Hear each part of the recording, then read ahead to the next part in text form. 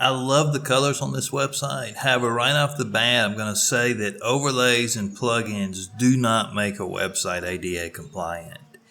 And not only do they not make your website compliant, but they damage your conversions and rankings because nothing is more important than page speed. And since it's pulling information from another site, the slowdown is extreme.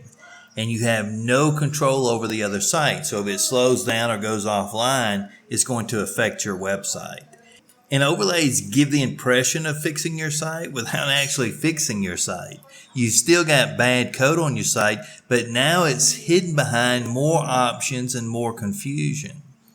Accessibility overlays create more problems than they solve, and the reason for the law is to give everyone equal access to your service and products. However, since the code is on a third-party site and needs some type of input from the user to be activated, you're already not treating the user with a disability equal to someone without a disability.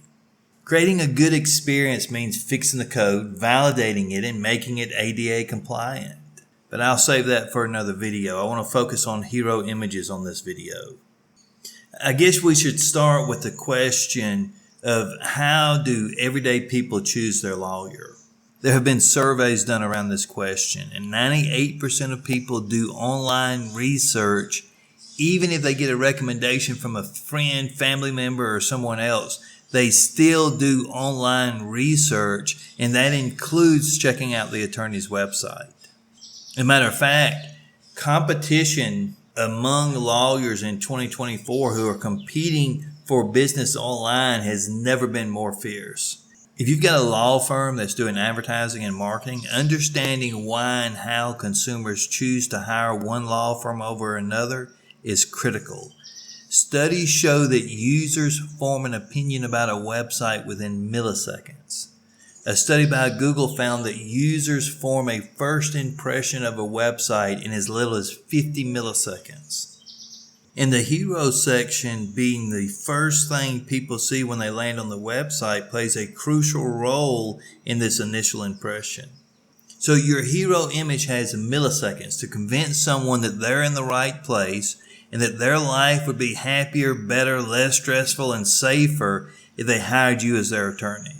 This means the hero image should focus on the main keyword of the page, clarify the offer, enhance the flow, nod at your call to action, show your benefits, answer some questions, and paint a picture that puts your customer in the center of it, playing the part of the hero. Because people see themselves as the main character, which means the lawyer has to position themselves as the guide, and the problem the visitor is facing becomes the villain. And while all this is going on, the content and the image needs to convey empathy, authority, and connect with the client or website visitor emotionally while it's doing the empathy and authority. And while I'm not wanting to get into the SEO in this video, the title tag of the page has to match the H1 tag that's being used in the hero image. Or at the very least, you could have a header page for each service you provide that takes them step by step all the way through a form as it collects their information. For example, you could have a header tag that says arrested for drunk driving with a question mark. Have you been arrested for drunk driving? Question. Search your zip code for help, and then you have a form for them to enter their zip code. And then it takes them step by step through the process. They enter their zip code, they hit submit, and it says, were you recently arrested for drunk driving? Yes or no? If yes, what's the date of the drunk driving? And then you just have a little calendar that they can pick from. Have you pleaded guilty to these charges? Again, yes or no, or don't know.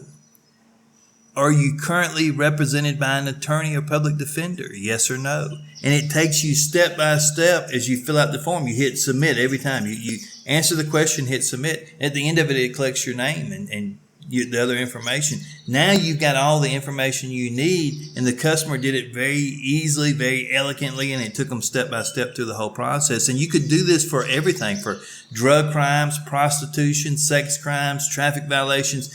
Each one of these pages could have the header image set up with a call to action to say, hey, enter your zip code, let us see if we can help you. and then take them step by step through the entire process. These are my thoughts on the header tag. And the header tag is important because it's the first thing the user sees when they land on the page. But it's not the most important thing on the website. There's a lot of things that are more important. Now, I want to cover those in some other videos. So I'm going to do these one by one with each video covering one topic as I go through this.